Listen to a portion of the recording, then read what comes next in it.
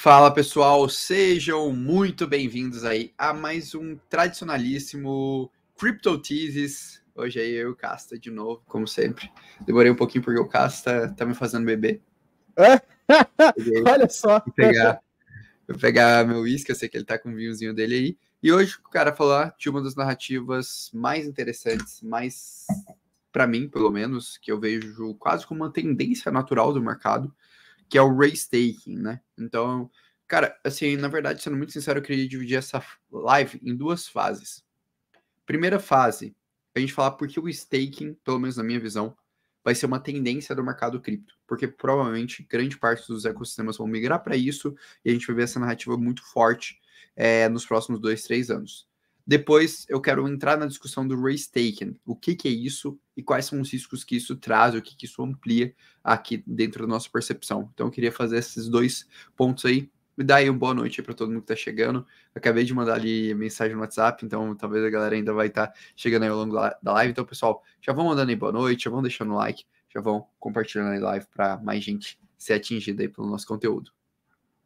Então é isso aí, cara. Boa noite para todo o pessoal, comunidades do Orlando Cripto, do Casta Cripto, na tradicionalíssima sexta-feira para devaneios criptológicos, cara. Olha, race taking é um tema legal, cara. A gente fez um estudo recente sobre isso lá dentro da guilda. Pegamos para estudar a fundo a plataforma do Eigenlayer e eu vou te falar que fiquei meio decepcionado. Legal. Cara, Spoilerzinho. antes da gente entrar no case Angler, eu queria entrar na questão do stake. Ó, só dá o brindezinho aí, só. Cheers. Daqui.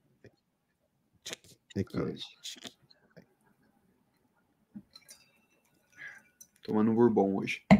Pô, cara, chique. Vai lá, vamos começar.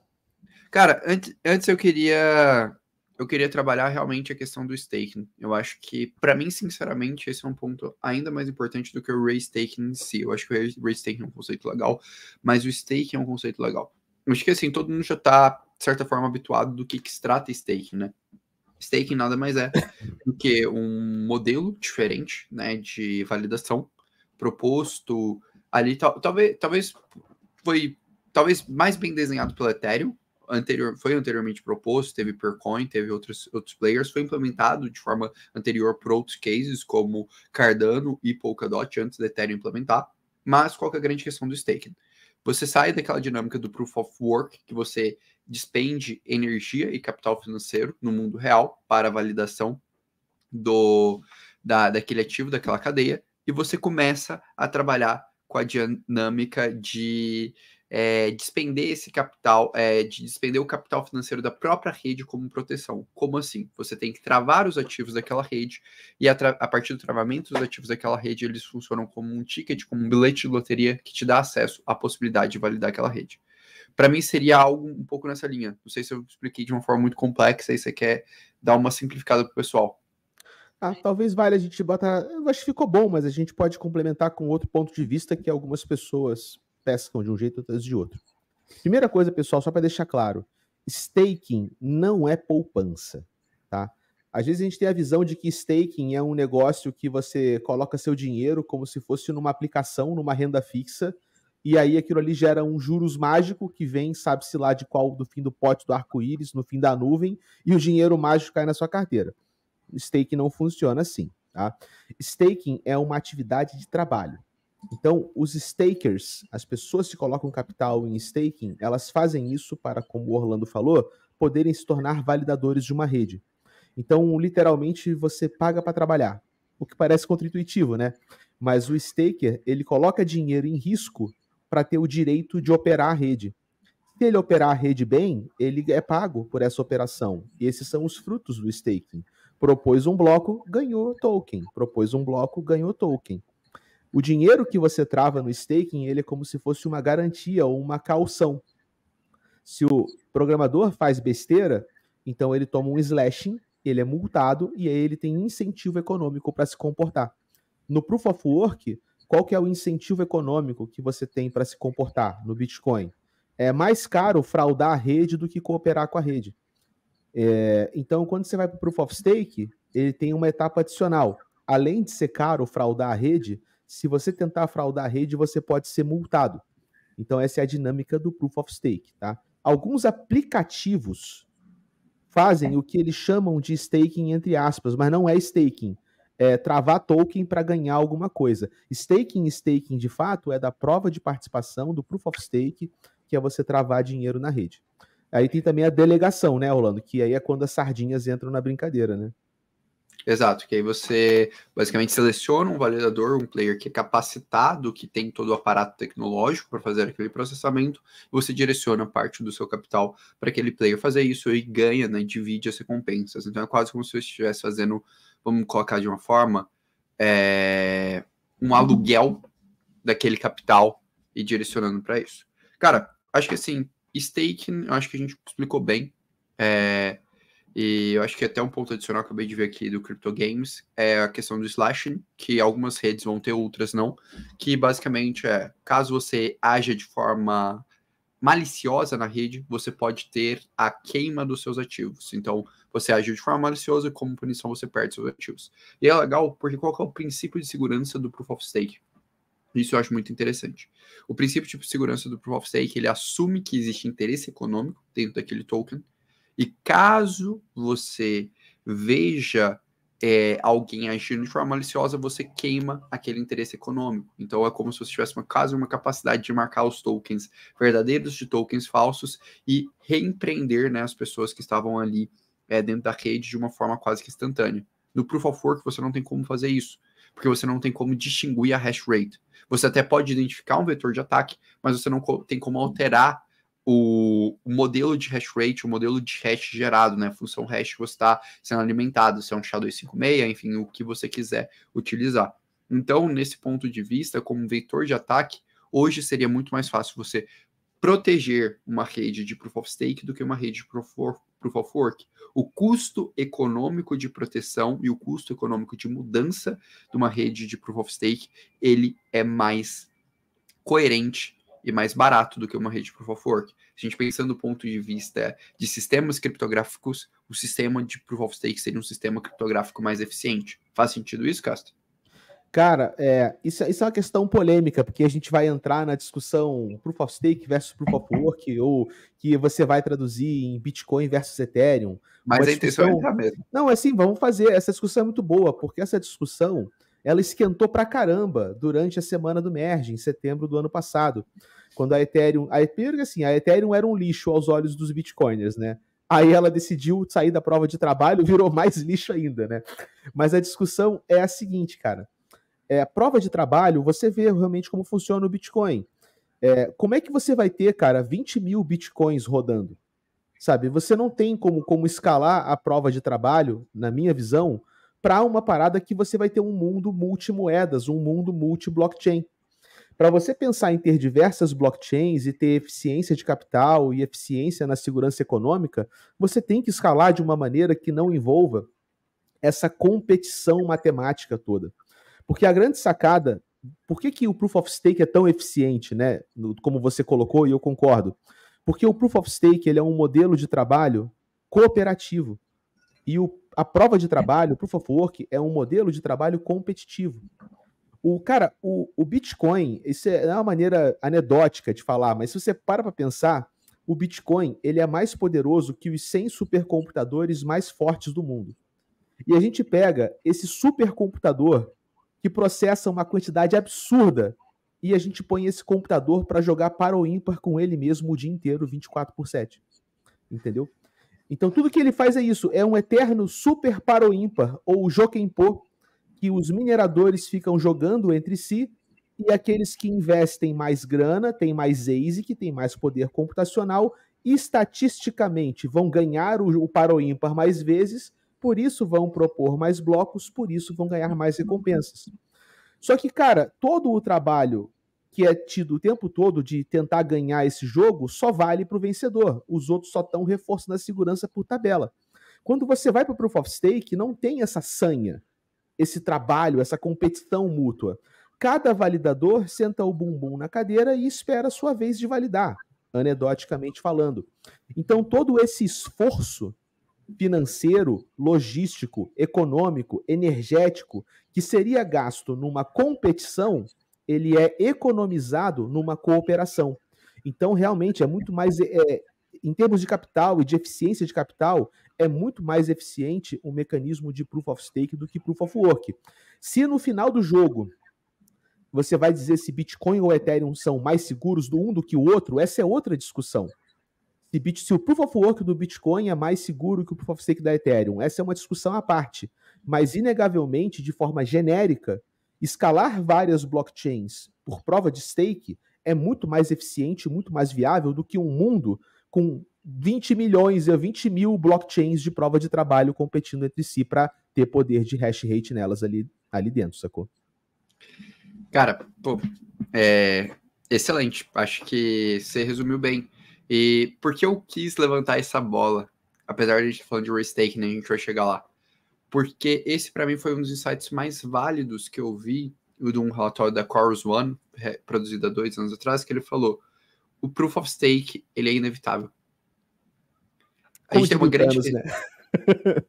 Não, sim, mas a gente tinha uma grande questão, assim, quando a gente estava perto do merge, depois que a gente confirma o The Merge, que faz, bem, quase 1 ano.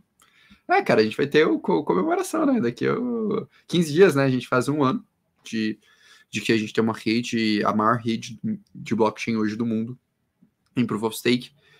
Inegavelmente é uma rede mais eficiente, inegavelmente é uma rede mais escalável, e inegavelmente é uma rede... Aquele gráfico que mostra a comparação do esforço necessário, que compara a torre do Califa com um parafuso?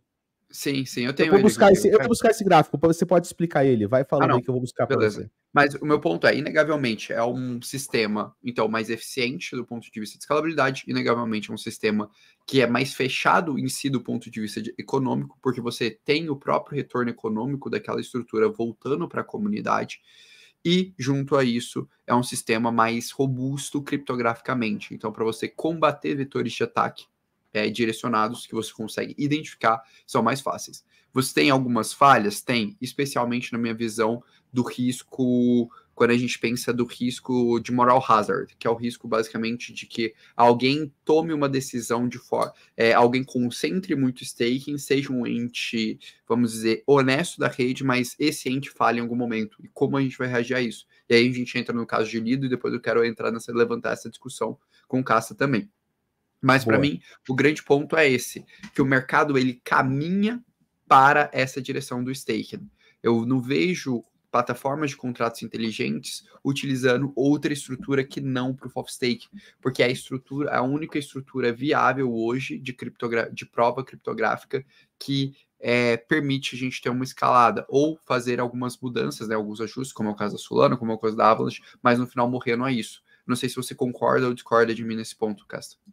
Não, cara, eu concordo. Eu acho que isso é uma coisa que fica traduzida num gráfico como esse. Esse gráfico é fantástico. A gente já usou esse gráfico várias vezes. Ele é um gráfico antigo. A gente passou esse gráfico na semana do Merge. Por que é tão atrativo? Por que o Proof of Stake ele se configura, na nossa visão? Claro, a gente está falando da nossa opinião como analista, mas como uma coisa tão atrativa assim, e de que a gente vai caminhar para esse sentido. Porque é muito mais econômico, cara. Economiza muito mais dinheiro, economiza muito mais recurso, economiza muito mais capital. Esse gráfico é muito louco. Esse gráfico mostra o seguinte, ele é um estudo relativo, tá, pessoal? Mas é um exercício de imaginação. Imagina que o custo da transação de um Bitcoin fosse o custo para alimentar energeticamente a torre do Burj Khalifa, tá? Se você compara o custo dessa transação do Bitcoin com o custo do Proof of Stake na Ethereum, você estaria comparando o custo de alimentar um arranha-céu com o custo de produzir um parafuso, cara. Entende? A comparação, ela é tão esdrúxula que não é uma comparação assim, tipo, o Proof of Stake ele é mais econômico. O Proof of Stake, ele é ordens de grandeza. Ele trabalha numa outra escala, porque você realmente muda o paradigma, você não precisa da competição desnecessária. Você cria um jogo econômico, uma teoria dos jogos, que elimina o fator competitivo e permite que todo esse esforço seja direcionado para outra finalidade. Então, cara, no fundo, isso fala o quê? Isso fala sobre dinheiro. Isso fala sobre o retorno e o custo de se fazer uma operação funcionar. A questão é, o Proof of Stake vai se revelar tão seguro quanto o Proof of Work? Porque se não se revelar, a gente justifica. Não adianta eu economizar a energia elétrica de um arranha-céu para produzir um parafuso se esse parafuso significa que a rede vai ser hackeada. E essa é a questão que você põe na mesa quando bitcoiners e Ethereum maximalistas brigam uns com os outros. Se a Ethereum passar 15 anos, que nem o Bitcoin, sem ser hackeada e funcionar, então não tem mais discussão. Você pode argumentar, é centralizado para lá, é para cá, vai ser hackeado, não vai. Isso são achismos, cara. O que vai dizer se a prova de participação liderada hoje pela Ethereum funciona, a única coisa que vai dizer é o teste do tempo. Então a gente tem aí os próximos anos para ver. Mas quando a gente estuda o mecanismo, cara, eu vejo que faz sentido. Entendeu? Faz sentido. Talvez não faça para o Bitcoin, mas para plataformas de contrato inteligente, como Ethereum, Avalanche, Phantom, Polkadot, Cosmos, faz bastante sentido para mim que seja prova de participação e não prova de trabalho. Cara, legal. Então, beleza. Acho que, posto tudo isso, a gente entra num contexto que staking vai ser uma realidade. E eu vou ampliar essa visão. O incentivo econômico existente dentro da dinâmica de staking é um dos pontos que mais chama a atenção dos investidores institucionais. Hoje, duas das coisas que os investidores institucionais mais buscam dentro do mercado de cripto é a possibilidade de gerar renda, renda passiva, estrutura passiva de rendimento. Óbvio, assumindo riscos, você tem que sempre, dentro de uma estrutura passiva, você está assumindo risco, junto ao fator de ter possibilidades de arbitragem, ter possibilidades de trabalhar essa dinâmica financeira do capital. E aí a gente entra na questão. O staking, como ele é feito hoje, ele não é eficiente. Bom ponto. Elabore. É aí que a gente começa a entrar no restaking. Vai lá. Gargalo do staking. Vamos embora. Vamos trabalhar esse gargalo, porque ele é bom.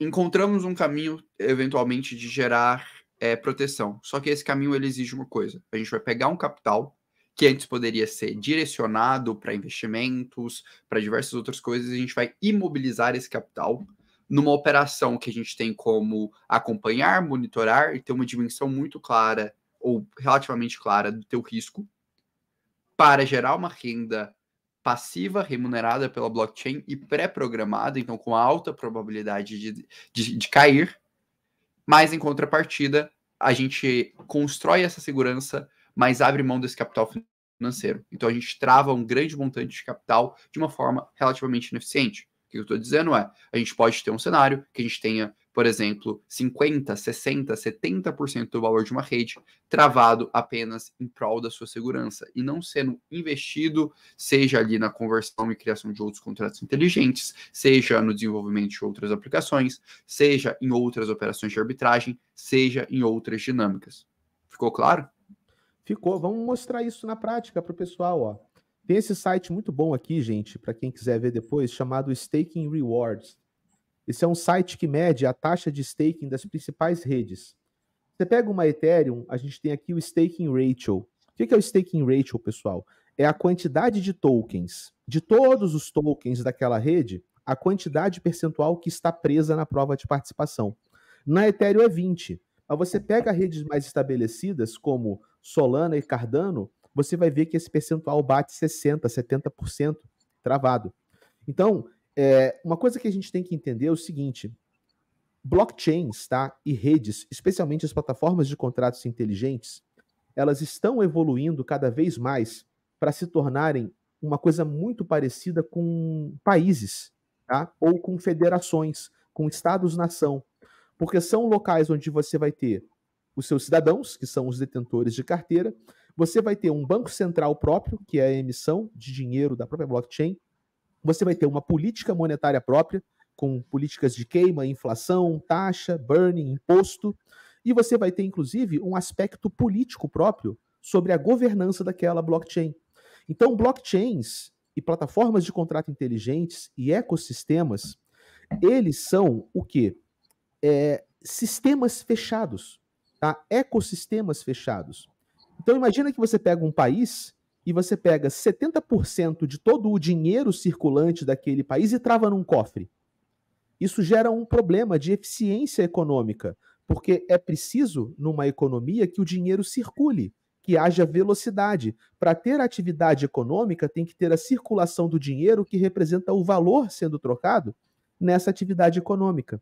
Então, muito embora o Proof of Staking consiga trazer segurança com menos desperdício de poder computacional e menos competição, se você só pega o dinheiro e você trava 70% do dinheiro, então você cria um problema de eficiência econômica.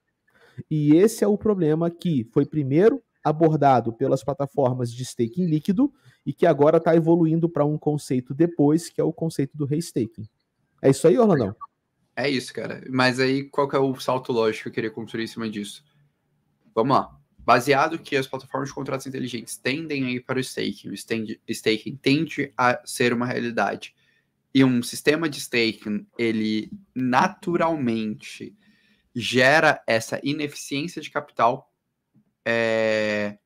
a gente tem um problema que a gente precisa resolver esse problema de eficiência de capital. E aí justamente a dinâmica de staking líquido, liquid staking e a dinâmica de restaking surgem. Porque são o quê? A gente precisa pensar como a gente se alavanca e trabalha esse capital de staking. Porque na teoria, se a gente analisa esse capital como um título, se a gente analisa esse capital de uma ótica de mercado financeiro, a gente tem todos os parâmetros que a gente consegue precificar o risco daquele título dar errado, da gente perder aquele capital. Mas agora a gente tem que trabalhar essa possibilidade de capital. E esse, para mim, é um grande ponto. Então, vamos lá. Vamos analisar agora o staking, não na ótica de, é um ativo que eu estou travando para ganhar juros compostos, mas vamos analisar o staking na ótica equivalente ao que o Cassa falou. Como se o staking fosse uma capacidade de emissão para a gente, por exemplo, adicionar dinheiro numa dívida pública de um governo. Vamos lá. Como é que funciona a precificação de uma dívida pública de um governo? Você pega seu capital financeiro e você toma a decisão olhando e falando, olha, eu posso arriscar esse meu dinheiro aqui, esse meu capital financeiro, empreendendo, criando uma empresa, investindo em uma empresa, ou eu posso pegar esse dinheiro e emprestar esse dinheiro para o governo continuar fazendo a manutenção daquela estrutura. Seria o equivalente se a gente pensasse blockchain entre, eu posso usar esse dinheiro para comprar outro token RC20, construir um contrato inteligente, construir uma aplicação, ou investir esse token, travando ele e gerando segurança para aquela rede, como se fosse o título público que você financia o governo, para aquele governo crescer. E aí, só que qual que é a grande questão? No mercado financeiro, quando você faz isso no título público de um governo, aquele título público pode ser utilizado como um colateral de crédito. E aí você pega o crédito e você pode trabalhar toda essa dinâmica. Você pode pegar esse crédito que você tem acesso e, por exemplo, se alavancar em cartão de crédito. Você pode pegar esse crédito e, por exemplo, dar de entrada ou te dar de garantia para uma casa. Você utiliza esse crédito, teoricamente, travado, mas com baixo risco, para se alavancar e fazer uma alavancagem financeira dentro de todo aquele sistema. E na prática, o liquid staking e o restaking, eles surgem justamente com essa visão de, beleza, se eu tenho um fator metrificado, que a gente compreende toda essa dinâmica, toda essa estrutura, por que a gente não trabalha financeiramente isso? Esse é o ponto que eu vejo. Esse é um ponto importante, cara, porque isso, cara, é o tipo de entendimento, até pra galera que tá assistindo, né? Porque o pessoal às vezes fica reclamando do techniquez, né? Por que a gente se dá esse trabalho, cara? Por que você se dá o trabalho de entender essas coisas todas, de entender de macroeconomia, de entender de título de dívida? Porque nós estamos inventando, galera, preste atenção, uma tecnologia nova. Cripto não é bolsa de valores, cara. Entendeu? Não é só você pegar tokens numa corretora e ver gráficos que vão para cima e para baixo e ficar comprando e vendendo aquela maluquice como se estivesse num cassino. Ethereum, Solana, Cardano, Cosmos, Polkadot, esses caras são disrupções tecnológicas. Redes econômicas que agregam pessoas, que tem impactos de ordem social, cultural, econômica e política. Num mundo moderno que está se fragmentando, cara. Num mundo interno sob a sombra de uma crise de débito global. Então, se você quer só comprar meme coins, beleza, mas o que a gente está querendo fazer é entender o papel dessa tecnologia no mundo. E isso envolve, bicho, estudar economia, filosofia, sociologia, criptologia, meter a cara a tapa, entender a tecnologia, envolve techniquez, envolve economiquez, envolve até mesmo juridiquez, quando a gente tem que ler uma decisão judicial e pedir apoio dos nossos colegas de jurídico para entender o que está acontecendo. Esse é o trabalho de realmente entender as coisas como elas são, e não de especular. Esse é o trabalho da análise fundamentalista, pesquisar fundamentos, cara. Então, o que a gente está fazendo aqui é levantando os fundamentos. E eu concordo contigo, cara. A gente tem que trazer para esse dinheiro uma dinâmica que seja incentivo econômico não só para a segurança da rede. Porque dar incentivo econômico para a segurança da rede é legal. Só que o que a gente descobriu no último ciclo de alta? Acho que de repente você vai concordar comigo. Uma rede segura não é o suficiente. Se uma rede segura fosse o suficiente, cara, tem várias redes aí hiperseguras que estariam à frente de outras. Mas uma rede não basta apenas ela ser segura. Do mesmo jeito que não adianta para um país apenas ser seguro. Aquele país tem que ter um arranjo social, econômico e político que tenha incentivo econômico para o desenvolvimento do mercado. Então, nós temos que ter dinâmicas econômicas de tokens que incentivem a atividade de prosperidade econômica na rede. E isso envolve a moeda de base, a moeda nativa. O Ether da Ethereum, o DOT da Polkadot, o ADA do Cardano, o Atom da Cosmos. E é nesse sentido que Liquid Staking e Restaking evoluem. O Giovanni está acompanhando a gente, viu que ele é mais a favor de restaking do que de liquid staking, né? A gente podia fazer vai entrar, né, levantar a diferença desses dois também, para o pessoal não se confundir. Cara, pô, legal. Acho que então a gente contextualizou bem, e aí no fundo é isso. Cara, então acho que agora a gente está num ponto bom de fazer essa diferença. Então qual é a diferença do liquid staking pro raise staking e o que a gente tem hoje nesses dois ecossistemas? Que beleza, a gente já concordou que a gente precisa gerar eficiência para esse capital. E a gente sabe que esse capital tem algum risco, mas teoricamente seria o risco mais baixo da rede, certo? Porque ele está baseado num processo de validação muito bem sistemático, muito bem claro, e um processo de validação que ele é remunerado pela própria rede. Então a probabilidade de não ser remunerado é muito baixa, e aí a probabilidade daquele ponto funcionar ou não é realmente do cara conseguir manter os aparatos técnicos em dia, da forma correta, sem bugs, sem falhas, de modo geral. Então, posto isso, surgem essas duas modalidades que eu acho que nos últimos 2 anos o que acabou sendo surgido. O que é liquid staking e o que é raise staking, para o pessoal entender. Show, vamos lá. O liquid staking, eu concordo com o Giovanni. Eu tenho medo do liquid staking, cara. Vamos falar sobre o liquid staking, tá? Você travou o seu dinheiro na rede para poder participar da segurança da rede, então você torna a rede economicamente segura. Mas aquele dinheiro fica parado e teria outras coisas que você poderia fazer com aquele dinheiro que seriam mais interessantes, mas você não consegue porque ele está travado. Então o que a gente faz? A gente faz uma dinâmica de staking líquido, que funciona da seguinte maneira. Quando você trava o token Ether em staking, você ganha um contra-token, ok? Eu estou sendo bem didático, tá? Porque isso aqui é uma parada técnica complexa, mas vamos falar de forma didática, tá? Eu travo um Ethereum em staking, um Ethereum de verdade, e eu ganho um Ethereum, um contra-Ethereum, tá? Esse token contra-Ethereum, ele representa o Ethereum que está travado. E enquanto o Ethereum de verdade está travado, esse contra-Ethereum, esse recibo desse contra-Ethereum, pode ser negociado a mercado num valor que é próximo do valor de Ethereum. Às vezes um pouquinho mais, às vezes um pouquinho menos, às vezes batendo cravado igual. Então você pode, por exemplo, travar o seu Ethereum em staking via Lido, que é o mais famoso hoje.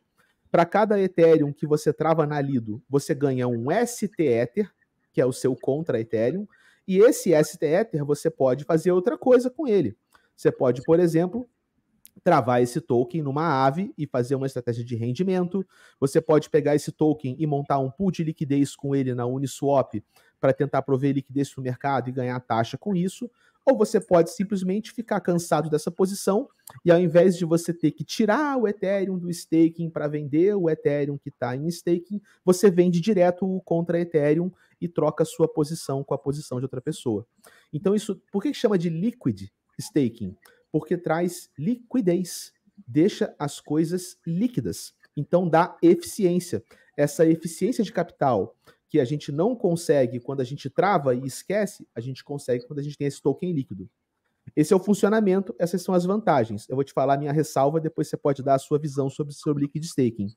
A minha ressalva é, eu não sei até que ponto um mercado que deveria prover segurança econômica para a rede se beneficia de ser tão sofisticado e tão especulativo. Entendeu? Eu não sei se vale a pena você pegar o dinheiro, que é o dinheiro da segurança econômica, e dar para ele tanta liquidez e permitir que as pessoas montem 1001 operações financeiras, inclusive operações financeiras alavancadas, em cima desse capital que está sendo arriscado e jogatinado, que era um capital que deveria servir de segurança econômica de base. Então, isso, em larga escala, imagina que alguém tem uma puta de uma alavancagem em cima desse STETher, e o STETher representa a maior parte do staking, e aí alguém cracha o mercado e tem uma liquidação em massa, cara, e esses preços vão tudo para casa do caceta. Então, eu fico com ressalva da gente dar tanta liquidez para isso que começa a perder o aspecto de segurança da coisa, sacou? Cara, acho fenomenal o seu ponto. Porque para mim é exatamente isso que falta. Para mim, assim, eu vou ser um pouco apocalíptico agora. Ih, caraca, mané. Me divirto nessa parte. Para mim, talvez uma das coisas que vai botar a gente no próximo bear vai ser uma besteira pelo excesso de alavancagem das estruturas de liquid staking. Eu concordo com essa previsão. Para mim, esse vai ser um dos pontos, assim, que talvez um dia a gente vai abrir uma live e falar, cara, puta, nós, mercado cripto, teremos que rever a dinâmica de colateralização de 1 para 1, de um Ether staking significar um STETher. E, na verdade, a gente tem que pensar em ter um modelo de reserva em cima disso. Se eu fosse fazer uma aposta de umas coisas que a gente vai mudar ainda nesse futuro, é isso. E é uma aposta dolorosa, tá? Tô falando de um cenário que, cara, não vai ser bonito. Vai ser o cenário que a gente vai sangrar, que a gente vai sofrer. Não vai ser agradável, mas eu não tô aqui pra agradar ninguém.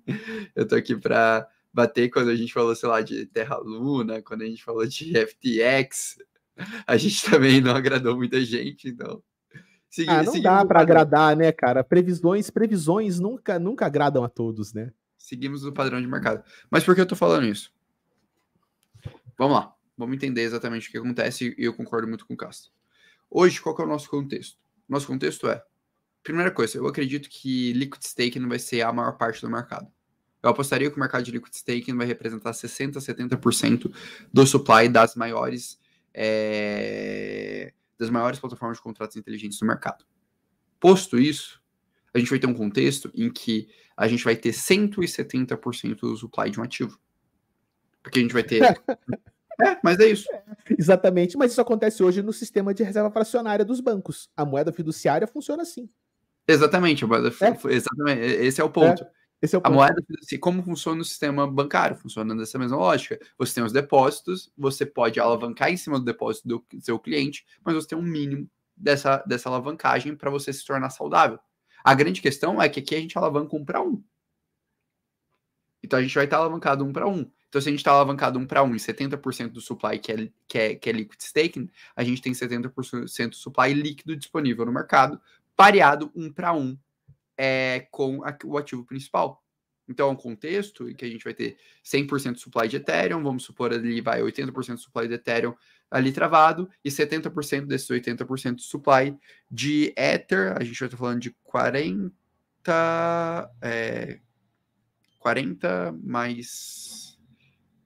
sobe 1, vai 2, 50% de supply a mais. Então a gente vai estar com 150% de supply ali rodando dentro do mercado.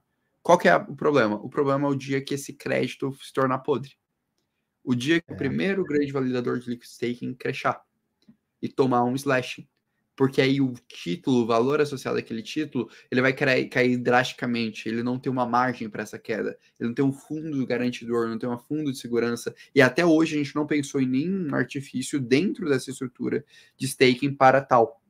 Mesmo de seguros ainda é super pouco claro. Concordo. E no momento que isso acontecer, isso tem um efeito em cascata em diversas outras redes.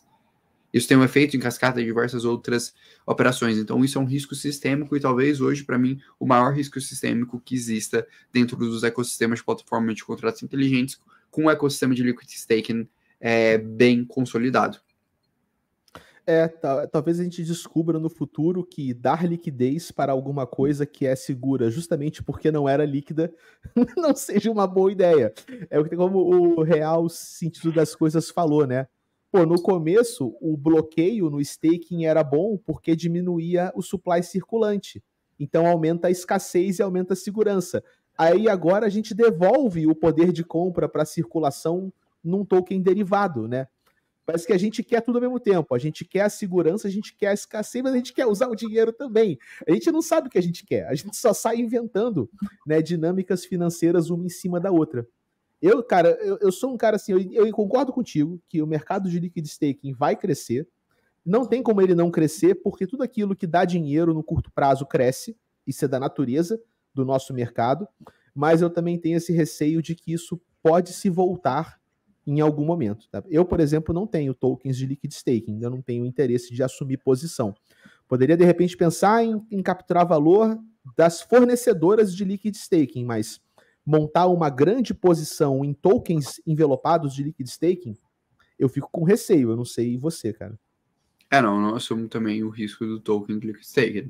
Eu tenho posições nas operadoras, eu sei que existem algumas operações estruturadas que dá para fazer, mas aí, cara, para mim entra em dois conceitos aqui do liquid staking, duas grandes críticas, sendo muito sincero. Primeira questão, eu acho que tudo isso gera um risco moral dentro do mercado, que é o seguinte: se esses caras são tão grandes, tão relevantes, e em um dado momento esse cara pode representar 50%, 60%, 70% do mercado, e um mercado que vai ser um monopólio ou um oligopólio, porque a natureza de liquidez precisa que isso aconteça, o dia que esse cara der errado, a gente vai ter um cenário como um DAO hack. Que a gente vai ter que reverter. Vamos relembrar o que foi o DAO hack, né? O DAO hack foi um evento na primeira DAO da Ethereum, né? Que era uma DAO onde as pessoas juntavam dinheiro na DAO, depois decidiam o que fazer com esse dinheiro. E foi uma febre, o negócio juntou, nem lembro o valor, mas foi uma quantidade assim assustadora de dólares em Ethereum. E essa DAO foi hackeada e o dinheiro foi roubado. E aí a Ethereum se confrontou com uma decisão muito complexa e muito polêmica, que até hoje o pessoal retoma isso para discutir. A gente faz um hard fork na rede e apaga o passado, né? Foi isso que aconteceu. Eles literalmente fizeram um fork da rede, desfizeram a operação, que teoricamente era imutável, reescreveram os blocos, né? Reescreveram a história, e aí a gente passou a ter duas Ethereums. A Ethereum Classic, que foi que o Tavinho levantou, onde o hack aconteceu e o hack está na história da blockchain, e a nossa Ethereum hoje é uma Ethereum onde esse hack foi apagado. E faça um parênteses, tecnicamente está tudo certo. Não existe nenhuma falha da blockchain. Não, a gente só voltou, a gente voltou no tempo. Nós voltamos blocos no passado, foi isso que eles fizeram. Exato, mas o ponto é, não existe nenhuma falha da blockchain. O consenso humano, o senso humano de comunidade, de decisão, decidiu por reescrever o tempo e a história de uma blockchain. E percebeu mais valor naquela história alterada. E que, teoricamente, uma blockchain, um dos seus preceitos é a imutabilidade, né, cara? O código é a lei, né? Só que isso foi quebrado, né? Mas, enfim, foi como foi, sem julgamento de mérito. Sim, mas aí, para mim, isso entra, para mim, numa grande questão que é, cara, beleza. E se um dia o Malido tomar um staking, um slashing? Agora vamos pro cenário apocalíptico. E 30% do supply, boom, capotou. Exato. Vamos pro cenário apocalíptico. Estamos em 2026, pós o último ciclo de bull market, e um belo dia rola um bug nos clientes da Lido, e a Lido toma slashing. E a rede executa de fato um slashing. os modelos, a gente tinha 70%, 80% do supply da Ethereum em staking, desses 60%, 70% eram em liquid staking, e agora, magicamente, a Lido possuía 80% desse market share, 70% desse market share, e agora, magicamente, 40% do supply da Ethereum sumiu. O que devemos fazer? Devemos reverter esse slashing ou não? Cara, exatamente. É assim, eu acho o seguinte, cara. Esse tipo de coisa é muito mais fácil fazer no começo. Por exemplo, o próprio Bitcoin fez isso, né? Teve 2 momentos na história do Bitcoin em que o próprio Satoshi chegou no fórum e falou: galera, deu ruim, desliga tudo, volta tantos blocos e começa de novo. Só que isso foi no comecinho. E o DAO hack também da Ethereum foi no comecinho da Ethereum. O lance agora é o seguinte, cara. Essas blockchains, elas têm coisas que não estão mais apenas dentro da blockchain, elas têm pernas por todos os lados. Então, você tem, por exemplo, stablecoins, que são mintadas em vários lugares diferentes. A Tether não pode honrar o USDT em 2 lugares diferentes, se você forquear a rede. Ela teria que escolher o fork. Ela teria que escolher. Então, se você fala assim, vamos reverter, o que acontece? Uma parte da comunidade vai apoiar a reversão, outra parte não vai apoiar. A gente pode criar, por exemplo, o Ethereum Classic 2 e o Ethereum até novo aí segue. Tudo bem. O lance é, as corretoras vão ter que escolher um lado e as stablecoins vão ter que escolher um lado e as pontes vão ter que escolher um lado. O lado que for apoiado pelas pontes, que tem tokens envelopados para cima e para baixo, pela Circle e pela Tether, que tem o grosso das stablecoins, e pelas corretoras, que é quem abre lá a tela da Binance, da Kraken, da Coinbase, e tem ETH e ETHC, e quem elas dizem que é o ETH é o ETH de verdade, isso vai determinar qual das duas redes seria viável.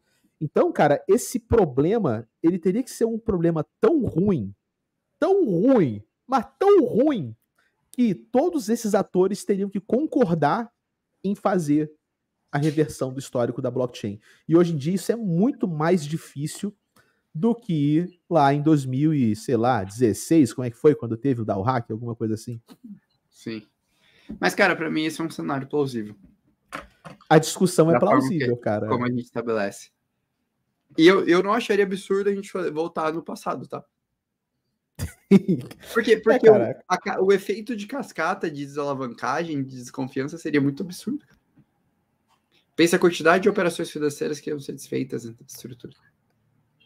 Cara, e se... Olha só, vou te botar agora uma contra-teoria. Vamos imaginar, olha que louco agora, cara. Agora já deve ser até o vinho falando, mas vamos lá. Imagina o seguinte, chegamos num cenário catastrófico como esse. Vamos fazer um paralelo, por exemplo, com a crise imobiliária de 2008, que foi tão severa que ia afundar a economia global.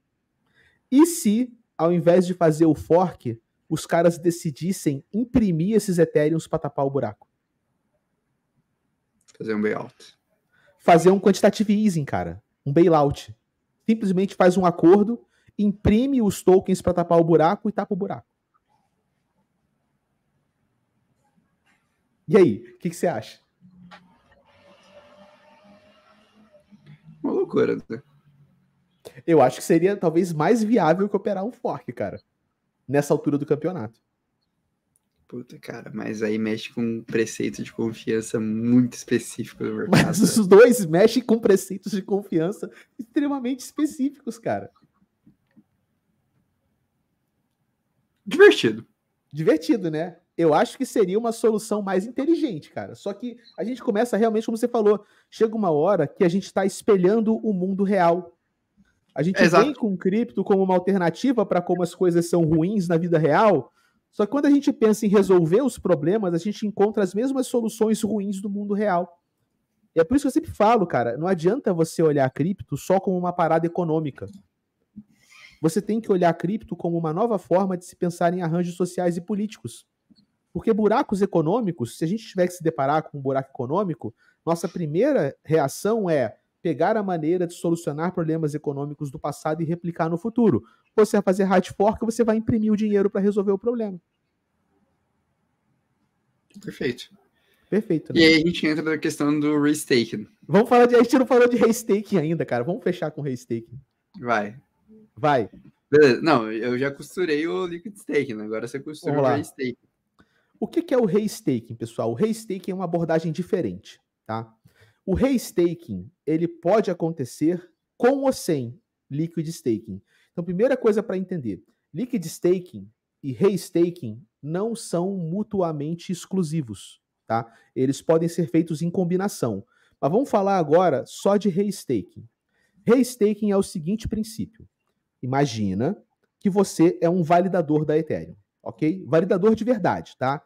Então você foi lá, pegou 32 Ethereum, travou o Ethereum na rede, pegou um computador, montou um node, pegou lá um node break, montou uma operação de rede de alta velocidade, botou seu node para funcionar e você está validando a Ethereum com os 32 Ethereum travado e está pegando suas recompensas. O que é esses 32 Ethereum que você travou? Isso é uma maneira de você colocar a pele em jogo, de você dizer para a rede o seguinte, olha, me deixa trabalhar na operação, porque se der algum problema e eu me comportar mal, você pega meu dinheiro e você me dá uma multa. É uma garantia, é uma caução, é um skin in the game, uma pele no jogo. O restaking, ele abre o seguinte conceito. Se você já colocou a pele em jogo para validar a Ethereum, e se essa mesma pele em jogo pudesse ser usada para validar outras coisas? Entendeu? Então, os mesmos 32 Ethereum que você travou para validar a Ethereum, você poderia usar para colaborar no consenso da Optimism, da Arbitrum, da ZK Sync, de algum protocolo. E aí, esse dinheiro que você travou, ele serve de caução para múltiplas atividades. Todos eles podem multar você no mesmo valor travado. Só que você consegue abrir várias linhas econômicas. Então, com o mesmo capital de staking, você trabalha em mais de um lugar e por isso você ganha mais de um salário. Você traz mais receita e mais eficiência econômica em cima do mesmo capital que foi travado originalmente. Essa é a proposta do restaking, que nasceu muito no berço da Eigenlayer, mas que hoje, por exemplo, a Polygon pegou esse conceito emprestado e a Polygon vai fazer um restaking dentro dela, né? Onde você fazer staking do token Pol, você vai poder atuar como validador de todas as cadeias do ecossistema da Polygon e pegar a recompensa de todas elas. Pô, irado. Irado. Cara, aí eu acho que a gente entra justamente nesse ponto, que é você buscar o reuso dessa eficiência financeira dentro de múltiplos ecossistemas, dado que a gente tem um conceito multi-chain. Mas aí você falou que você achou a Eigenlayer fraca para mim esses dias. O que te incomodou, Castro? Cara, o que me incomodou na Eigenlayer, eu não achei que a Eigenlayer é fraca. Acho que a Eigenlayer, cara, ela tá muito crua. Vamos te mostrar, vamos ver, por exemplo, o aplicativo da Eigenlayer pra gente ver. Vamos botar ele aqui na tela. Eigenlayer.xyz. Deixa eu compartilhar a tela. O princípio da Eigenlayer é o seguinte: você pode pegar o seu token de staking líquido, então o seu STEther, o seu REther, o seu CBEther, ou até você pode pegar o seu node de validação e amarrar esse node de validação na Eigenlayer. Quando você faz isso é o doc, espera aí. Quando você faz isso, você trava o seu dinheiro na Eigenlayer.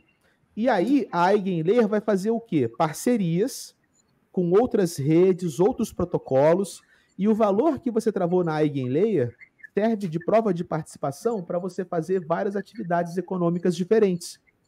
E eles vão além de validação. Imagina, por exemplo, cara, que você vai ter o lançamento de um token novo, um ICO, alguma coisa assim.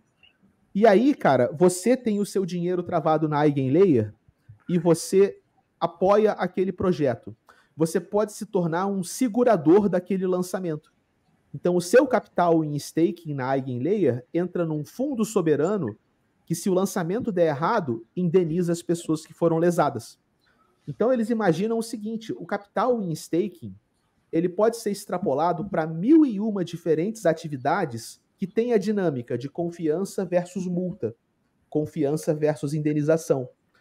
E aí o que acontece? Uma vez que você trava o seu dinheiro na Eigenlayer, seria como se fosse um grande de um Fiverr, sacou? Ou um trabalho de freela, onde eles lançam contratos, jobs, e aí você escolhe, pô, eu ponho meu dinheiro para dar confiança nesse job ou não. E pode ser desde validar uma nova blockchain, a apoiar o lançamento de um token, a apoiar um processo de liquidação em massa de um capital travado numa DeFi. O que você quiser, cara. Tá? Só que quando você vai na Eigenlayer, o que acontece? Você pode travar o dinheiro lá. Só que não tem nenhum job, cara. Então eles estão num ponto onde você trava o dinheiro lá, você não sabe nem como é que os jobs vão ser propostos, você não sabe como que você vai escolher entre eles, você não sabe o que você vai ganhar a mais, você não sabe nada. Nada. Você só está travando o seu dinheiro num lugar. Só isso. Mas é óbvio, pô, você quer pegar airdrop. Mas então, o que eles estão fazendo? Farmando especulação de airdrop. Eles não estão entregando restaking. Então, assim, eu não gosto, cara, dessa coisa, dessa febre especulativa. Eu sou um cara anti-especulação. Então, para mim, eu queria ver pelo menos o seguinte, olha, onde que eu vou ver os jobs? Como é que esses jobs vão ser feitos? Como é que vai ser feita a distribuição desses lucros? Como é que é a política do slashing? Porque na documentação eles falam o seguinte, em alguns casos, eles vão ser os juízes. Então, eles fazem um acordo com uma firma qualquer, para um job qualquer de confiança, você entra na jogada, bota os teus tokens na jogada, e se o cliente reclamar, quem decide se vai ter multa é a própria Eigenlayer, cara. Cara, mas eu posso falar uma coisa? Pô, eu entendo um pouco da lógica deles. Porque para mim... Vai lá. Vamos lá. Vamos lá, cara, defende agora, porque eu fiquei decepcionado pra caceta, cara. Não, cara, é uma lógica de startup. Vamos lá, eu quero vender um produto. Bem, é network effects básico. Quero vender um produto. Ou eu preciso ter uma base grande, ou eu preciso ter uma base de compradores grandes, de duas uma. Ou eu preciso ter a base de mão de obra, a base de compradores. Cara, no caso da Eigenlayer, vamos supor, vou fazer um exemplo. Cara, eu quero começar agora uma newsletter, só que agora eu vou aceitar sponsorship, vou aceitar patrocinador. De duas uma, ou eu preciso ter uma base grande para chegar no sponsorship e falar, olha, cara, olha o tamanho da minha base, então agora me manda o dinheiro. Ou eu preciso convencer alguns sponsorships ao ponto de ele falar, cara, eu confio muito em você, confio muito na sua estratégia de crescimento, e eu vou te dar o dinheiro para você crescer a sua base. Certo? Você concorda comigo? Que um precisa do outro. Eu concordo comigo nesse ponto. Você tá falando do problema do ovo e da galinha, mas vai lá. Tô falando do problema aí. No caso da Eigenlayer é o seguinte, cara, enquanto eles não tiverem dinheiro dentro da estrutura de restaking, provavelmente eles não têm tamanho, capacete de valor de financeiro suficiente para chegar e bater na porta de um grande projeto e falar, ok, vamos fazer o restaking de você. Porque provavelmente eles vão precisar de muito mais capital do que só o que a Eigenlayer tem a oferecer. Cara, então, para mim, faz usar a especulação do airdrop em cima disso para viabilizar o seu crescimento. Tô falando que é o melhor do mundo? Não. Mas faz parte do processo. Não, mas eu vou te dar um contraponto agora. No seu exemplo da newsletter, você não daria o primeiro passo sem ter pelo menos um MVP. Sem ter uma amostra de como o negócio funcionaria. O que eles têm Tudo bem. É nada. Nada. Você está travando dinheiro e não tem nada. Você. Cara, mas é o que eles estão mostrando é o que a gente está vendo. Não, se eles mostraram alguma coisa para os investidores, os investidores colocam dinheiro. Beleza, mas eu não vou colocar meu dinheiro lá. Às vezes eles já têm deals fechados, eles só não abriram. Mas assim, às vezes cara, eles só estão validando a questão de existe demanda, as pessoas estão travando, estão chegando. Cara, às vezes você tem que vender uma métrica. Mas eles não estão vendendo a métrica, eles estão vendendo farmagem de airdrop, cara. O pessoal que tá travando o token lá não tá nem sabe o que é restaking. É tipo, tem mais um bagulho de airdrop, que se eu der 5 cliques na minha MetaMask, de repente, moedinhas mágicas caem no meu bolso. O que é restaking? Sei lá, mano, tô botando meu dinheiro lá e tô travando. E lá já é mainnet, já é Ethereum de verdade, cara. Você tá travando ali dentro, tudo bem, que eles são conservadores, isso eu vou dar o mérito. Eles têm limites. Isso eu vou dar o mérito. Eles estão indo aos poucos. Então, eles liberam um pouquinho, a galera trava, enche, para. Aí eles desenvolvem um pouco, liberam um pouco. Mas, cara, pelo menos na documentação, isso teria que estar melhor explicado. Que tipo de deals são esses na prática? Como é que vai ser feito o repasse desse dinheiro? Cara, assim, como é que funcionam as cláusulas de slashing? Vai ter algum tipo de governança? Vai ter algum tipo de auditoria externa? Nada disso tá claro. Eles Não, só lançaram a ideia, cara. Eu achei cara, que, não pô, discordo de eu você. esperava muito mais, sacou? Quando Casta, eu fui não, estudar o não case. discordo de você. Mas nós dois já fizemos estudos do diligence técnicos e convivemos com times desenvolvedores o suficiente para saber que a grande maioria das pessoas coloca no white paper uma coisa que eles vão entregar que eles não fazem nem ideia tecnologicamente como vão entregar. Isso é fato. E a gente já viu isso mais de uma vez na nossa jornada. Ah, mas a gente tem que criticar isso, brother. Não, vai bater não palma pra isso? Mas para mim, não tô passando pano. Eu tô falando que é normal. Eu tô falando que não me surpreende. Eu tô falando que é o seguinte, cara, o conceito, o restake é uma coisa tão inicial, mas tão inicial, que a gente tá no início da prova de conceito do restake. O Giovanni concorda contigo, ó. Eu sou um cara mais chato, o Giovanni já concorda contigo. Tá tudo bem você captar dinheiro sem entregar nada, sem mostrar nada, só porque você precisa do dinheiro no futuro. Olha só. E eu te falo, cara, eles provavelmente nem têm os parâmetros desenvolvidos. Eu concordo. Se eu fosse fazer uma aposta com você, eu apostaria, cara, os caras não sabem os parâmetros. Os caras vão aprender os parâmetros dos primeiros jobs. Cara, quantos times desenvolvedores a gente já não fez do diligence que era esse o caso? De coisas relevantes. Cara, mas olha só, vamos lá. Olha quanto dinheiro eles têm travado. Vamos ver aqui. Vamos abrir o de Falhama, tá? Vamos agora fazer o contraponto do contraponto. Vamos abrir o de Falhama. Eu tô me divertindo. Você sabe se eles fizeram um levantamento de funding? Fizeram, pô. Eles têm acho que 20 ou 50, deixa eu ver aqui. 50 milhões, que eles vão ver. Confere aí. Vamos ver se eles levantaram 50 milhões. Funding round. Mas eu concordo com você, se o cara te der dando call de Angular, tipo, a compra em Angular, velho, ele tá viajando. Você nem pode comprar Angular, né? Não, mas você entendeu o sentido. Para interagir, beleza. Ó, eles levantaram já 64,4 milhões. O Series A deles foi a fevereiro de 23, uns meses atrás. Levantaram 50 milhões. Valuation pre-money de 200 milhões, caralho. Pô, tá bem. Pra quem só tem um white paper meio escrito, tá bom pra caceta. Aqui, ó. Os caras estavam na faixa de 80 milhões e no meio de agosto abriram mais uma fatia e foram imediatamente para 238 milhões. Não, isso é capital especulativo, cara. Isso daí mas também é pouco dinheiro, vai. Assim, não é pouco dinheiro. É pouco dinheiro na grande ordem das coisas, né? Tipo, em termos de plataformas, ele deve estar lá embaixo, né, no ranking de valor travado. 200 milhões é pequeno. A maior parte é STEther, ó. Aqui. 70% disso é token de staking líquido da Lido. Depois a Lido, Rocket Pool e Coinbase. E Coinbase, são os principais que ele trabalha. Cara, pra mim, a resposta disso daí que você tá vendo é o seguinte, cara, normal, faz parte do jogo. O conceito está sendo desenvolvido. Cara, vamos ver a posição deles no ranking, peraí. Você tá muito inconformado, cara, com a degeneralidade do mercado cripto. 33º. Acima do Tornado Cash e outros caras. BeFi, pô, BeFi é veteranaço, porra. Radiant. Velodrome também é algo grande. Parallel Finance e Pendle. Pendle, cara, olha só. Abracadabra, né, do Magic Internet Money.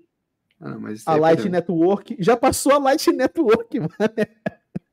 Mas a Light Network é difícil, não é fácil passar ela. A Torchain, a Torchain é QuickSwap, cara. Olha só. A Marinade Finance, bem que a Marinade apanhou pra caramba. O LC-DOT da Acala. A Loop Ring. A Alpaca Finance, que faz também. A Osmosis, mano. Cara. É muito especulativo, cara. É muito especulativo isso. Pelo amor de Deus, não dá, não. Eu não consigo. É normal, cara. Não me surpreende. Não me surpreende. Ai, senhor. Não me surpreende. Então, beleza, cara. Acho que a gente fechou. Vamos fazer um fechamento em cima do título. O que a gente já explicou. E aí? Eu acho que restaking... Agora, tirando a questão da Eigenlayer, eu acho que a ideia do restaking é muito boa. E eu faço uma ressalva. Os stakers que fazem restaking, eles têm só que tomar cuidado, porque quando você se dispõe a participar de mais de um negócio de confiança e ser garantidor de todos eles, você aumenta o risco de você tomar multa e você tem mais trabalho. Mas eu acho legal porque muitas vezes o cara tem como assumir esse trabalho e ele pode assumir esse trabalho com o mesmo capital. Isso eu acho que é mais interessante, e nesse ponto eu concordo com o Giovanni, mais interessante do ponto de vista de segurança e eficiência econômica do que só pegar e tornar tudo líquido e deixar o pessoal degenerar o negócio para cima e para baixo, sacou? Cara, a minha visão é o seguinte, eu acho que o mercado de staking está caminhando aos passos largos. Eu acho que o staking é um conceito que veio para ficar. A gente vai conviver com isso provavelmente dentro dos próximos ciclos, mas o processo de construção de um mercado financeiro sobre esse staking e de alavancagem sobre esse staking é uma coisa extremamente rudimentar. Eu acho que a gente tem um grau de alavancagem considerável das soluções de liquid staking e a gente está num grau de ainda prova de conceito das soluções de ray staking. Então, para mim, a gente está no estágio mais avançado de liquid staking, mas indo para um caminho que a gente ainda vai passar por um break de ter que refletir sobre o grau de alavancagem que a gente quer permitir essas estruturas. E no caso de liquid staking, eu acho que do caso de ray staking, a gente está em prova de conceito. Não fico surpreendido com o fato da Angular não ter nada bem estruturado ainda, porque eu realmente acho que ela está na prova de conceito, e a gente só vai ver a prova de conceito dela evoluir em 2024.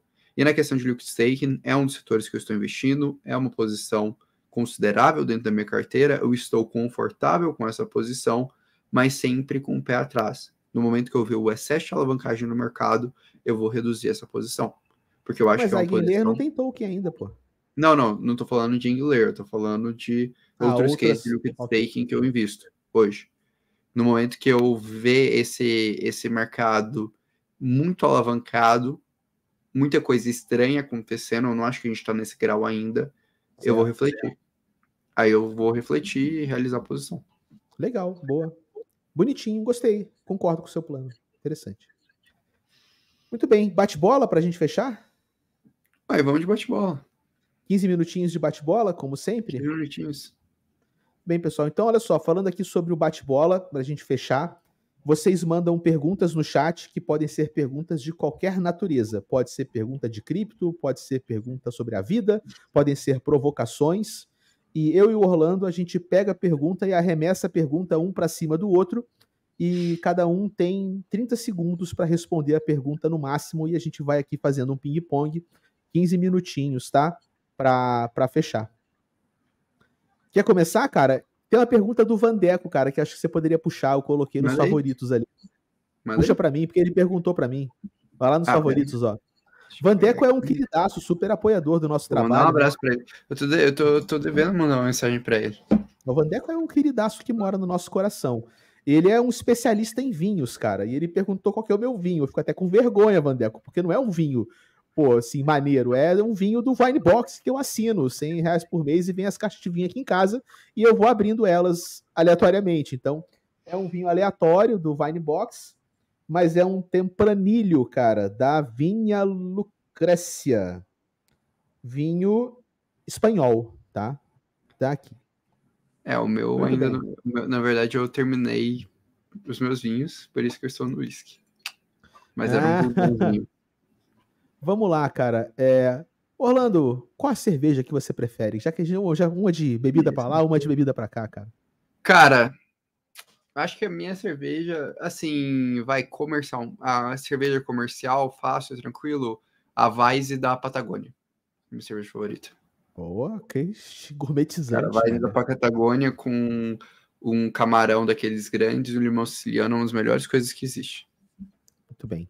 Então já fechamos as perguntas alcoólicas. Sua vez, cara, vai. Fechamos as perguntas alcoólicas. Ou não, né? Tá aí, gostei dessa. Casta, você já está milionário? Nossa. Nem de longe, cara. Tem uma outra pergunta ali que o cara perguntou se filosofar dá dinheiro. Não, filosofar não dá dinheiro, cara. Mas filosofar dá prazer. Mas, Casta, no momento que você ficar milionário, O que você faria? Se eu ficar milionário, o que eu faria? Tem uns 10 milhões na conta. 10 milhões na conta dá pra tirar uma renda de uns 50 mil. Até me engasguei, mano. Você tem uns 10 milhões na conta, você tira ali uns 50 mil livre de inflação, aposentadoria. O que você faria, Castro? O que eu faria? Eu investiria na tecnofilosofia como movimento. Eu botaria esse dinheiro para transformar a tecnofilosofia num movimento internacional. E formatar ela academicamente, levar ela para fóruns. Com certeza. A última coisa que eu faria seria comprar um Porsche.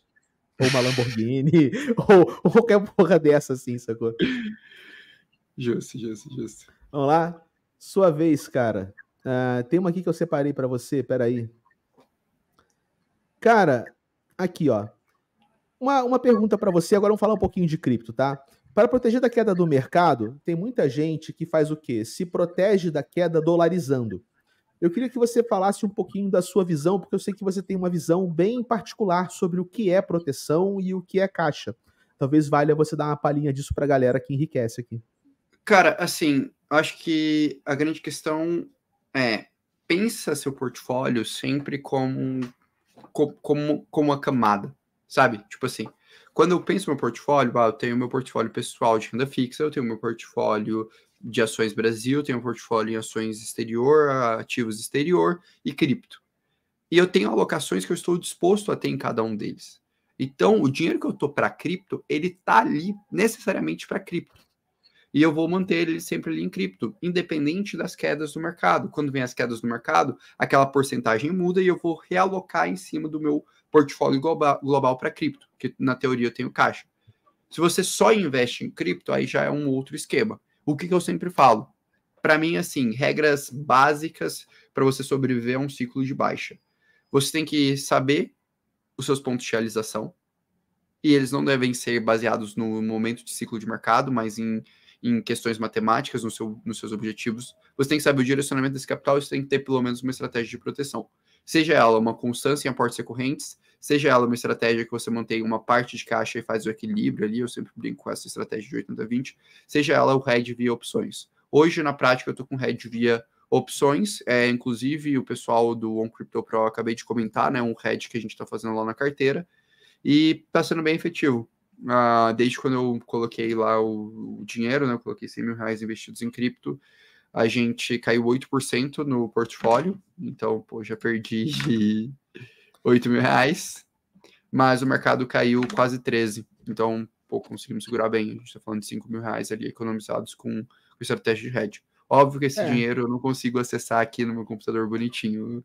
Eu fiz um sistema de segurança que eu sozinho não consigo mexer nesse dinheiro. Então, apesar de ter 100 mil reais e poder fazer as operações, eu não consigo sacar esse dinheiro, tá? Só fazer esse parênteses por uma questão de segurança mesmo. Não, e é legal falar o seguinte também, que proteção não é você evitar prejuízo, é você ter menos prejuízo que o mercado, quando o mercado cai como um todo. Proteção é você amenizar, porque na hora que a parada volta, você já volta por cima. Né? Então o pessoal acha que às vezes que proteção é assim, eu nunca vou ter um dia vermelho. Cara, no mercado de renda variável não é assim que funciona. Você não tem uma estratégia para evitar dias vermelhos. Dias vermelhos vêm, mas a proteção ela é uma estratégia para que você minimize o tamanho da perda e o risco ao qual você está exposto. Acho que é um bom disclaimer. Mas vai lá, sua vez, cara. Eu que escolho? Cara, eu gostei dessa daqui, ó. Essa pergunta, qual o futuro do dólar diante do BRICS? Cara, essa é uma pergunta muito complicada, tá? Porque envolve geopolítica, macroeconomia, e muito embora eu estude muito as duas coisas, eu não sou especialista, formado no assunto, tá? Mas eu vou te dar a minha opinião. O dólar está enfraquecido, ok? O dólar está passando por uma crise de confiança e uma crise de dívida. Os Estados Unidos nunca deveu tantos dólares para o futuro como ele deve hoje. 32 trilhões de dólares que ele deve. Essa dívida norte-americana bateu o limite estabelecido pelo governo. O que o governo fez? Trouxe sanidade fiscal para reduzir a dívida? Não, ele simplesmente assinou uma canetada e acabou com o limite.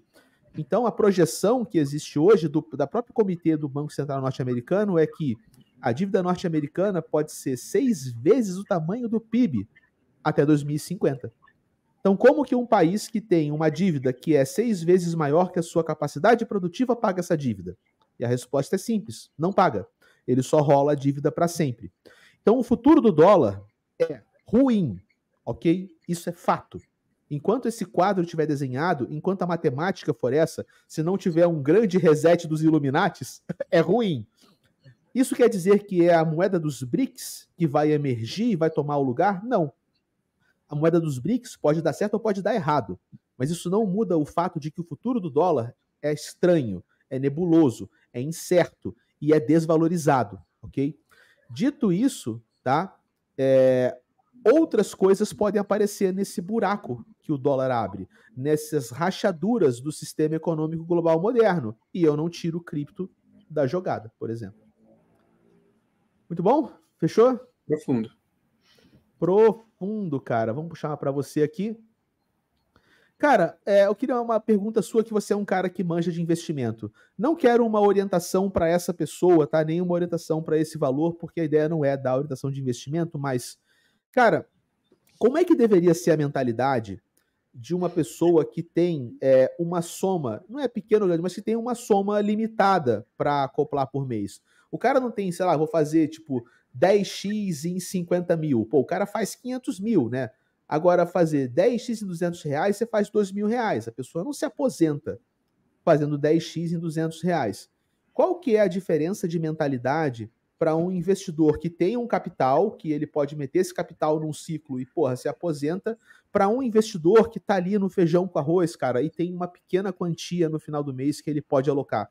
Como é que muda para você a estratégia desses perfis, cara? Pô, cara, eu vou falar uma coisa assim que eu aprendi com a vida, tá?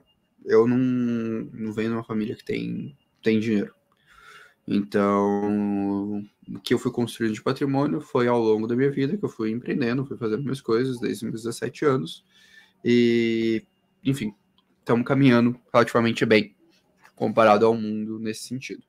O que eu aprendi, cara? Existem duas coisas. Uma coisa é você ter constância e disciplina de aportes. Então, pô, que aí é o básico que todo mundo deveria ter. Cara, eu ganho, sei lá, 5 mil reais, eu gasto 3, então eu vou investir 2.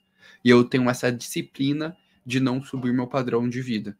E uma das coisas que te enriquece nesse contexto é o seguinte: você ganha 5 mil reais, e aí um belo dia as coisas dão certo e esses 5 mil reais serão 10. Você não subir seu padrão de vida e mantém em 3, ou sei lá, subir de 3 para 4, 4 para 5, não subir de 3 para 7, 3 para 8, que é o comum das pessoas, você vai começando a ter uma desproporção, né? Então você começa a acumular muito, guardar muito mais dinheiro do que você recebe, você começa a acumular uma grande fatia do seu dinheiro. Então a primeira coisa que eu colocaria é essa questão da disciplina. Pô, beleza, cara, é viável eu aumentar minha renda recorrente mensal para eu ter esse patamar? Essa é a primeira coisa, dinâmica de acumulação. Segunda coisa, que aí é a outra ponta que faz as pessoas enriquecerem, de duas uma. Então ela aumenta muito a renda e mantém um custo baixo com aquela renda aumentada e começa a investir e mantém isso por uma certa recorrência.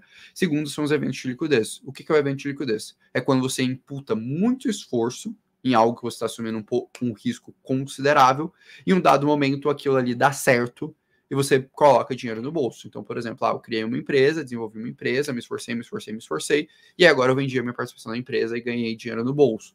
Ou, por exemplo, coloquei um projeto, sei lá, de fechar um grande cliente, de um grande relatório, fiquei me esforçando, até que esse momento apareceu para mim. Nesse segundo caso, quando eu olho para a pergunta, né, do quebrando o controle, eu sinto que ele tá me perguntando um pouco ali no segundo caso. Cara, como eu tenho um grande salto de liquidez, por exemplo, eu transformo 200 reais em 20 mil reais com o mercado de cripto. E aí eu vou te falar, você não vai transformar isso necessariamente investindo. Pura e simplesmente, vou comprar Bitcoin, Ethereum, vou montar uma carteira estruturada, conservadora, e é isso. Cara, aí vou para a segunda pergunta. Se você não tem capital financeiro, você tem um ativo que é ainda mais valioso que capital financeiro, se chama tempo. Então você tem tempo para despender, tempo para estudar. E aí, o que eu faria? Eu buscaria estudar muito algumas estratégias específicas que dão um salto de capital para ter resultado. Hoje, qual estratégia específica que eu vejo mais clara para essa questão? Airdrops e concentração de alocação em cases consolidados, mas que ainda não se tornaram tão relevantes quanto Bitcoin e Ethereum. Então, se eu tivesse pouco capital, eu fiz até esse vídeo aqui no canal. Quem não tiver ainda no canal, se inscreve. Depois que terminar essa live, vai lá no canal. Tem um vídeo que eu faria com pouco capital. Se eu tivesse uma carteira com pouco capital, faria 3 coisas. Primeira coisa, interagiria com airdrops potenciais de redes de segunda camada, que são mais fáceis de ser qualificados. Eu literalmente estudaria muito bem o airdrop da Arbitrum e da Optimisc, que pagou super bem para pessoas que tinham 150, 200 dólares ali naquela rede, movimentando. Por exemplo, eu conheço um caso, um dos analistas do OnCryptoPro, o Juan, tinha 150 dólares interagindo com a Arbitrum, pegou 10 mil dólares de airdrop. Isso é um salto que muda o jogo. Então, primeira coisa, estudaria esses 2 cases e replicaria isso para plataformas que fazem sentido. Hoje eu teria 3, Zora, ZK-Sync e Starknet, inclusive são 3 das que a gente mais interage dentro da carteira de airdrops do OnCryptoPro. Segunda coisa que eu faria, selecionaria ali 3 a 5 narrativas que eu focaria meu capital, minhas alocações nisso. Eu tiraria realmente Ethereum, tiraria Bitcoin, talvez, não sei se tiraria Ethereum ou não, mas selecionaria ali produtos que estão bem consolidados, que eu tenha muita documentação para estudar, e estudaria realmente a fundo, iria para a comunidade, entenderia tudo aquilo. E o terceiro, manteria a minha disciplina de aporte recorrente. Por mais que seja R$200, isso que te dá disciplina. E no momento que você tiver um salto de dinheiro, e aí você tem que estar trabalhando, né, pensando na sua vida, para como você dar esse salto, dar essa renda extra, não subiria o custo de vida, manteria o custo de vida e teria esse capital investindo. E assim, eu falo, velho, isso é uma coisa que muda muito o jogo. E no momento que você tiver esse salto de liquidez, realiza boa parte disso e cria reserva de emergência. Porque aí você pode reinvestir, pode fazer coisa. Uma das melhores decisões que eu já fiz na minha vida foi ser um cara muito ponderado com minha reserva de emergência. Isso já me salvou algumas vezes na vida. Muito bom, cara. Excelente. Sua vez. Minha vez? Deixa eu ver. Olha só, cara, puxa aqui a da Mônica, que eu queria mostrar o lançamento das camisetas do Casta Cripto. Puxa ela aí. Tá aqui, ó. A Mônica tá perguntando quando é que vai ser o lançamento da coleção de camisetas do Castaverso. Eu tô lançando agora, cara. Eu ainda vou fazer uma divulgação com mais calma, mas já tá no ar uma loja com camisetas tecnofilosóficas. São camisetas que pegam as frases da tecnofilosofia e a gente estampa essas frases na camiseta junto com uma arte de inteligência artificial. E quem fez a arte de inteligência artificial foi a Mônica, que comentou aqui no chat, que é uma artista de IA. Então a gente pega a frase e faz uma arte de IA, e a frase é um post na rede social da Lenster. Então tem o QR Code que a pessoa pode ir lá e faz, quando você dá o like no post, você minta o post. Então é uma camiseta Web3, cara, tecnofilosófica. São quatro modelos que a gente fez, tá? Com 4 frases tecnofilosóficas e 4 artes filosóficas e tecnológicas para quem quiser, além das camisetas que a gente já tinha antes da coleção, tá? Então, só para responder aí, dar essa moral, dar um salve para a Mônica, que fez, e para quem quiser conhecer a loja, eu vou deixar o link aqui no chat. Mas se você achar que essa não vale, pode puxar outra, que a gente já bateu o nosso tempo, né? Deixa eu ver. Galera falando pra gente experimentar cerveja é bom. Vamos fazer um dia de cerveja artesanal? Em vez de Vamos. vinho? Vamos. Eu topo. Cara, deixa eu ver o que eu quero. Não, isso daqui é muito meme. Quer uma pergunta de cripto ou uma pergunta da vida? Não, você que sabe, cara.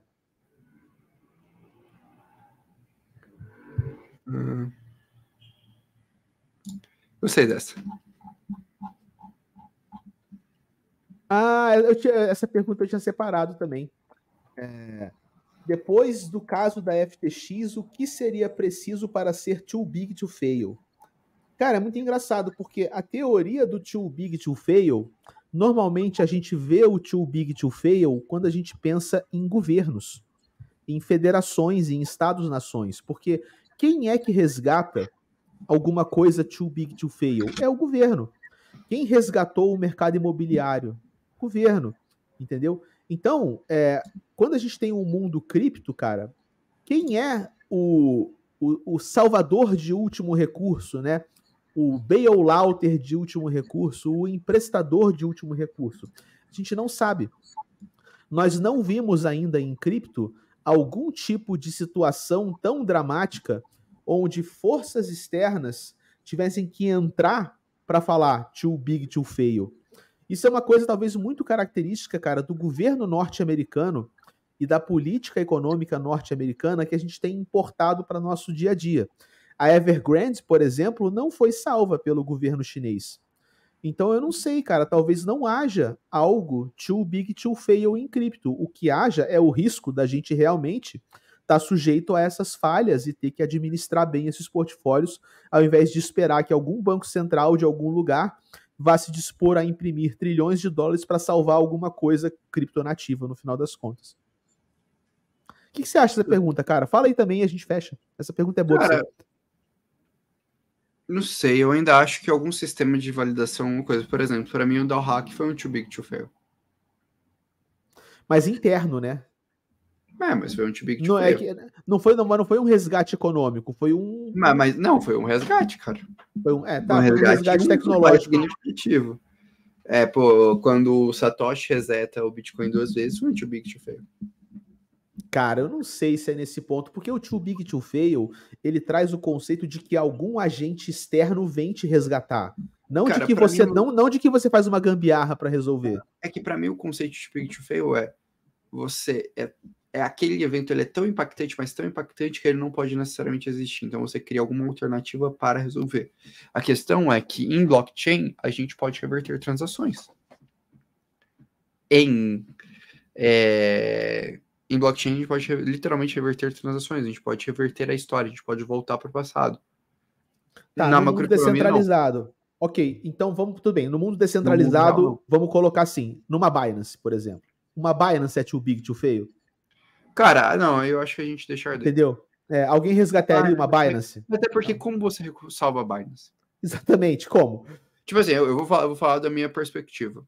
Eu tive informações, quando a gente estava cobrindo o caso do FTX, de ter uma noção assim do tamanho do rombo. A gente estava falando da cifra de bilhão. Sim. E tiveram movimentações ali por baixo do pano para salvar a FTX. Mas a cifra ela era tão grande, mas tão grande, que não dava para injetar a quantidade de bilhões que precisava para salvar. Então, mas não era não é que não tinha, poderia ser impresso. Mas não era mas a gente não tá falando do governo, a gente tá falando do conjunto da obra. Então, tipo assim, pra mim, uma Binance, a Binance, se der merda na Binance, a gente vai deixar de ter. Eu também acho que até porque não tem como resolver de forma descentralizada, não tem como a gente resetar as carteiras e pegar os fundos da Binance e distribuir para os usuários. Porque você não consegue mexer em carteira de cripto, você não consegue forçar a transação de cripto. E, cara, não existe interesse governamental, estrutural, para recuperar a Binance. Então, beleza, aquilo ali deixa arder. Para mim, o too big to fail que eu poderia visualizar é uma falha de validação de algum protocolo, de alguma coisa muito esquisita dentro do ecossistema cripto. E aí, em cima daqueles protocolos, aqueles dApps, aquelas estruturas, a gente repensa aquilo. Para mim, é o too big to fail que eu vejo. Plausível. Tá, entendi. Beleza. Eu concordo nessa visão desses dois mundos diferentes. Concordo contigo. Agora eu acho razoável, tipo assim, eu não acharia estranho um dia a gente salvar um grande dApp. Um dia a gente rever uma grande um grande slashing. Ok. A gente rever um grande bug da rede. Eu não acharia estranho. Sim, também não acharia, não. Too big to fail. Também acho que rolaria. Salvar uma Uniswap voltando uns 5, 10, 15, 20 blocos na Ethereum. Né? E aí, pra mim, não seria um tipo... Isso, tipo assim, isso é um too big, Ordinals e você voltar um pouco a blockchain do Bitcoin, rolar uma trava no Solano e você voltar a blockchain do Solano. Mas olha que louco, porque aí realmente, cara, é como se a blockchain fosse o governo. Entendeu?